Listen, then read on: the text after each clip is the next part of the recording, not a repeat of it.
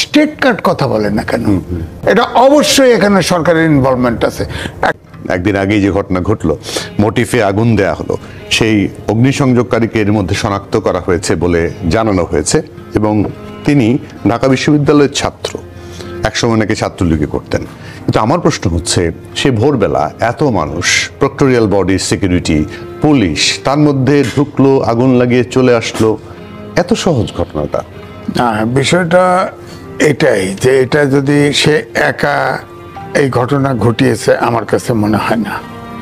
সে আরবি ডিপার্টমেন্টে পড়াশোনা করত, হতে পারে সে যদি ছাত্রলীগ হয় আরো বুঝতে হবে যে তার সহযোগী নিশ্চয়ই কোনোভাবে ছিল।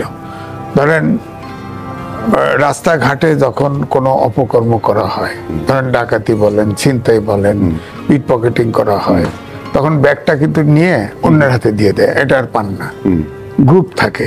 ঠিক সন্ত্রাসের ক্ষেত্রেও বা এই ধরনের ক্ষেত্রেও যদি এখানে আগুন দেওয়া মানেই তো বোঝাই যাচ্ছে ইন্টেনশনালি, পরিকল্পিতভাবে কাজটা করেছে, নাহলে তো আগুন দেওয়ার কথা ছিল না। সুতরাং তার প্রস্তুতি তার ছিল এবং সে একা নয়, আরো লোক ছিল, যার ফলে আপনি হয়তো ধরেন এমনভাবে একটা গ্রুপ গেছে বা 2-4-5 জন গেছে, তার মাঝ দিয়ে ফুট আস্তে করে আগুন লাগায়। কিন্তু সিসিটিভি ক্যামেরা কিন্তু একজন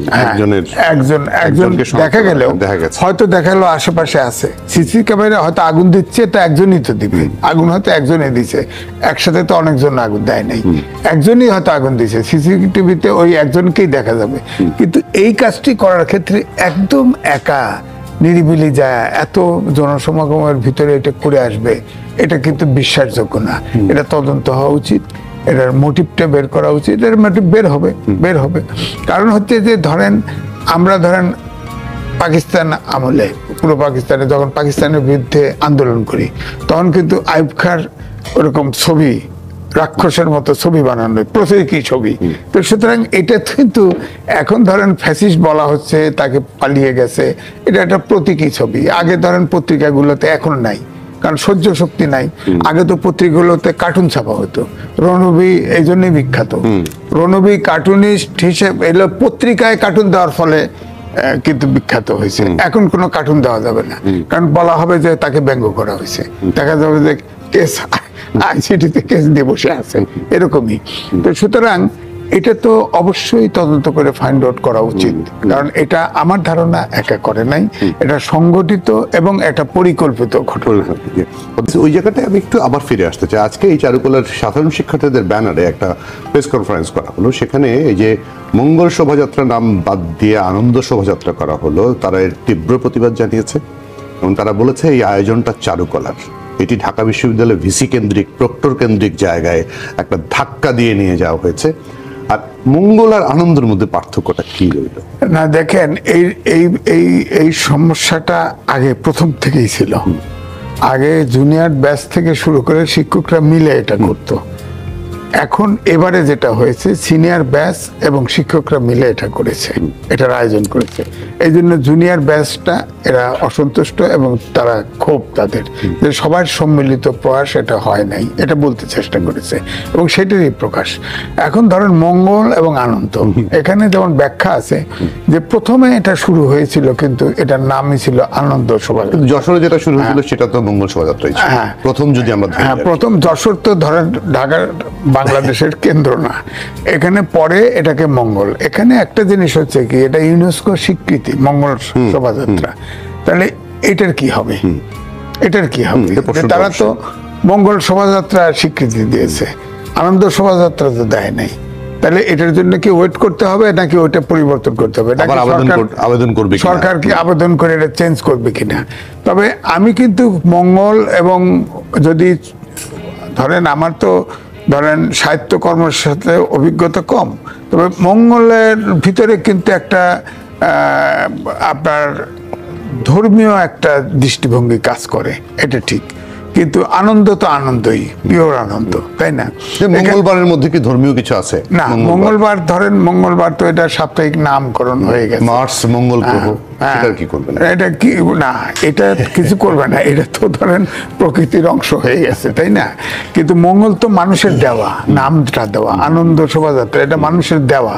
দেওয়ার সময় আমরা ধরেন, আমি যদি প্রশ্ন করি যে এখানে আমরা শুধু মুসলমান সংখ্যাগরিষ্ঠ বটে, এখানে তো বহু জাতি বাস করে, তাই না? বহু ধর্মাবলম্বী। তো ধরেন ওইখানে যখন শোভাযাত্রা হয় তখন অনেক ধরনের পশু পাখি, সাপ টাপ অনেক কিছু রাখা হয়, তাই না? তাহলে তো ধর্মীয় মতাদর্শ যদি চলেন তাহলে তো এই মোটিভ গুলো তো না, ধর্ম তো গ্রহণ করে না। না, মানুষের ফিগার এগুলো তো ধর্ম গ্রহণ না, করে না। ধর্ম গ্রহণ করে না, মুসলমান ধর্ম। হ্যাঁ, আমি সেটা বলছি। অন্য ধর্ম তো গ্রহণ করে, মুসলিম ধর্ম তো গ্রহণ করে। তা আমার কথা হলো সবকিছুরই ধরেন কোন ধর্মের অনুসারীকে মনে আঘাত না করে এমন কিছুই থাকা দরকার। তবে যেহেতু আমার বক্তব্য হলো এটা কিন্তু আমাদের জাতি মঙ্গল শোভাযাত্রা অ্যাকসেপ্ট করে দিয়েছিল, তাই না? এবং ইউনেস্কো এটাকে স্বীকৃতি দিয়েছিল। এটারে মঙ্গল থেকে আনন্দ করা খুব একটা, এটা মনে হয় যেন আগের সরকারের সব পরিবর্তন করা দরকার, এরকম যোগ করতে হবে। নির্বাচন প্রসঙ্গে আসি। বিএনপি তো প্রতিদিনই বলছে, আজকে একটু কড়া কথা বলছে যে প্রধান উপদেষ্টা মহোদয় কার প্ররোচনায় ডিসেম্বর থেকে জুন বারবার বলছেন এবং নির্বাচনের তারিখ নিয়ে কোনো রকম ঘোষণা দিচ্ছেন না। কোনো ধোঁয়াশা, মানে চারিদিকে কিন্তু এক ধরনের ধোঁয়াশা আছে। যেমন আমাদের স্বরাষ্ট্র উপদেষ্টা মহোদয় সিলেটে গিয়ে ওই দিন বললেন যে মানুষ নাকি বিভিন্ন জায়গায় বলছে আপনারা 5 বছর থাকেন, মানে, এবং একজন বললেন, পোস্ট দিলেন যে 5 বছর চাই। বিষয়গুলো নিয়ে একটু ধোঁয়াশা তৈরি হচ্ছে কিনা? দেখেন, এটা সূত্রপাত ঘটে ওনার ছাত্র সার্জিস, তিনি বলছেন তার জীবনের আকাঙ্ক্ষা যে একটা নির্বাচিত প্রধানমন্ত্রী ডক্টর মোহাম্মদ ইউনূস, এখান থেকে কিন্তু শুরু হলো। এখন হচ্ছে কি এই সরকারটা সবার কাছে সন্দেহের ভিতরে আছে, যার ফলে একটা কথার মানে পজিটিভ একটা চিন্তা যে করবে এই চিন্তার সুযোগ নেই। ধরেন এই যে আপনার যে কমিটিটা, সংস্কার কমিশনের যে আবার ঐকমত্য কমিটি করলো, সেখানে ধরেন বদিউল আলম এবং আলী রিয়াজ দুজনকে নিয়ে প্রধান উপদেষ্টা বলছেন যে আপনারা তাড়াতাড়ি সংস্কার শেষ করেন, ডিসেম্বর অথবা ডিসেম্বর থেকে জুনের মধ্যে। কিন্তু ভেরি ইন্টারেস্টিং, আপনারা জানেন কিনা এই প্রেস লিস্টে প্রেস উইং থেকে 3 বার কারেকশন করছে। প্রথম বলছে ডিসেম্বর, কনফিউশনটা সরাই থেকে, অর্থাৎ সরকারের ভিতরে পুচকে সরকার আছে। আপনি যেখানে ওখানে হয় জানে না, এই মিটিংটা 3 জন হয়েছে জানে না, অথবা তারা টুইস্ট করতেছে। সমস্যাটা ওখানে দাঁড়ায়। 3টা বার প্রথম বলছে ডিসেম্বরের মধ্যে নির্বাচন, এরপরে আবার কারেকশন দিয়েছে, ভুল হয়েছে বলছে, 3 বার কারেকশন দিয়ে এটা দিয়েছে। বলেন এটা কি খুব কঠিন বাক্য?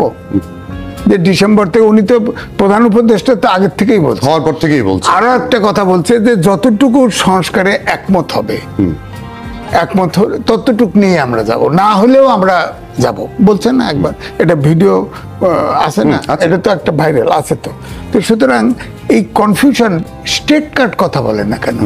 আমার কিন্তু ওই যে প্রশাসন সংস্কার কমিশনের আব্দুল মুহিত চৌধুরী, উনি কথা বলছে, ওনার কথাটা খুব সরল মনে হয়েছে যে একদম বিশ্বাসযোগ্য। উনি বলছেন যে ডিসেম্বরের মধ্যে সব সংস্কার করে এটাকে নির্বাচন করা সম্ভব হবে না, তবে নির্বাচন দিতে হবে যতটুক সময় এটা বলে দেওয়া উচিত।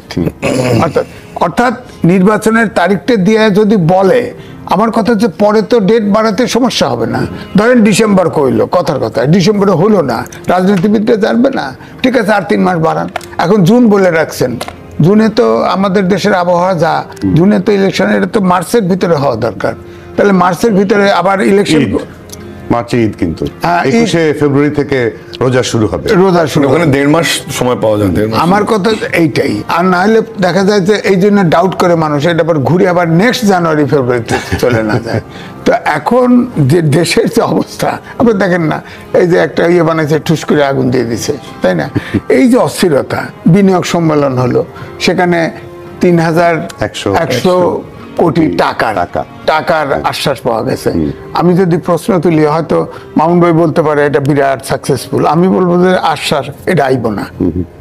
2.8 মাসের ডক্টর মোহাম্মদ ইউনূস বিখ্যাত লোক, যে দেখে সেই ছাপ্পড় করে দেয়, কিন্তু সারা এই 8 মাসে $2.1 বিলিয়ন আশ্বাস আসছে, কিন্তু একটা পয়সাও বাংলাদেশে আসে নেই।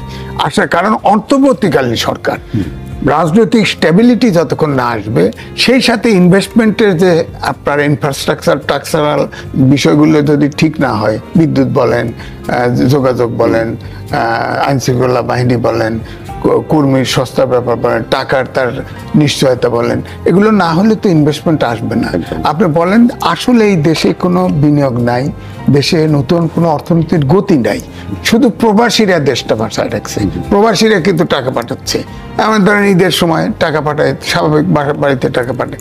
এই জন্য আমি বলছি যে দেশে আমি এটাকে পজিটিভ চিন্তা করতে পারি যে প্রধান উপদেষ্টা দুজন নিয়ে বসে বলছে দ্রুত সংস্কার করো, কথা তো ঠিক আছে, কিন্তু এই যে 3 জন এই বলেন আপনি 3 জন প্রেস ডিপার্টমেন্টে সবসময় এরকম দেখছেন? আগে কোন সরকারের এরকম প্রেসিং দেখছেন যে সরকারের পক্ষে তারাই সবকিছু বলে দিচ্ছে? আমি আব্দুল্লাহ এরকম তো দেখি নাই। এই যে মডেল মেঘনা আলম প্রসঙ্গে তার বিরুদ্ধে মামলা হয়েছে প্রতারণার, তাকে দেখা হলো বিশেষ নিরাপত্তা আইনে গ্রেপ্তার করানো হলো। রাতের অন্ধকারে গিয়ে একটা নারীকে এইভাবে গ্রেপ্তার করতে হবে না? দেখেন, এই সরকারেরও কিন্তু নির্দেশনা আছে পুলিশ কিভাবে গ্রেপ্তার, ড্রেস ছাড়া করবে না, তাকে ওয়ারেন্ট দেখাইতে হবে, ইত্যাদি ইত্যাদি। কিন্তু আমার প্রশ্নটা অন্য জায়গায়। আপনি চিন্তা করেন যে এই মেয়ের সাথে তার বাবার যে স্টেটমেন্ট, সেটা আমি দেখেছি। তার বাবা পরিষ্কার বলছে ওই রাষ্ট্রদূতের সাথে তার সম্পর্ক ছিল। এরপরে বিয়ের প্রস্তাব দিছে, তখন এই মেয়ে খবর নিছে যে তার আগে বিয়ে করা আছে, তখন সে পিছে গেছে, এই মেয়ে আর বিয়েতে রাজি নেই। তখন তাকে আপনি চিন্তা করেন, হয় সরকারের না হলে পুলিশের কাউকে দিয়ে তাকে জোর করে গ্রেপ্তার করানো হয়েছে। আপনি বলেন যে ডিবি পরিচয় দিয়ে তার ঘর ভেঙে, দরজা মানে ভেঙে তাকে গ্রেপ্তার করলো, মানে নিয়ে আসলো, ডিবি পরিচয় দিয়ে নিয়ে আসলো। সে কিন্তু আপনার ফেসবুকে স্ট্যাটাস কথা বলতেছিল, লাইভ করেছিল, সেটাও কিন্তু সাথে সাথে গিয়ে ওই মোবাইল নিয়ে তার ওটাকে ডিলিট করে দিছে। আমার শেষ বক্তব্য হচ্ছে, এই সরকার আছে নাকি? 1974 সালের স্পেশাল পাওয়ার অ্যাক্ট, যেটা একটা কালো আইন, সারা জীবন ভরে এই দেশের লোক চিৎকার করে, এই আইনে তাকে গ্রেপ্তার কেন করলো? সে অফিস করলে তার বিচার করুক, নর্মাল সে বিচার করতে, তাকে ধরে নিয়ে কাশিমপুর কারাগারে পাঠিয়ে দিছে রাতের বেলা, তাও এত বড় সে ডাকাত যে একটা মেয়ে তাকে 10:30টার সময় কোর্টে হাজির করে স্পেশাল বিচারক বসে তাকে জেলখানায় পাঠাইছে এবং কাশিমপুরে পাঠিয়ে দিছে। তার বিচার করতে পারতেন আপনি, অপরাধ করছে সে বিচার। স্পেশাল পাওয়ার অ্যাক্টে উইদাউট অফেন্স তাকে স্পেশাল পাওয়ার অ্যাক্টটা করাই হয়েছিল যে আপনি দোষ করেন আর এখন সদ্য হলেই ধরে রাখা যায়। সেই মৃত আইনটা কোন সরকার কিন্তু বাতিল করে নাই, কিন্তু মৃত আইনটাকে আপনি জীবন এই সরকার বাতিল করছে না এখন পর্যন্ত, অন্তর্বর্তীকালীন না। তখন আবার আইন উপদেষ্টা বলছে এটা নাকি সব রাজনৈতিক দলের কনসেনসাস লাগবে, অন্য আইন কেন সংস্কার করলেন? এটা কনসেন্সাস লাগবে, এটা তো জনগণের মানুষের দাবি। যে সরকার আসে সে আইন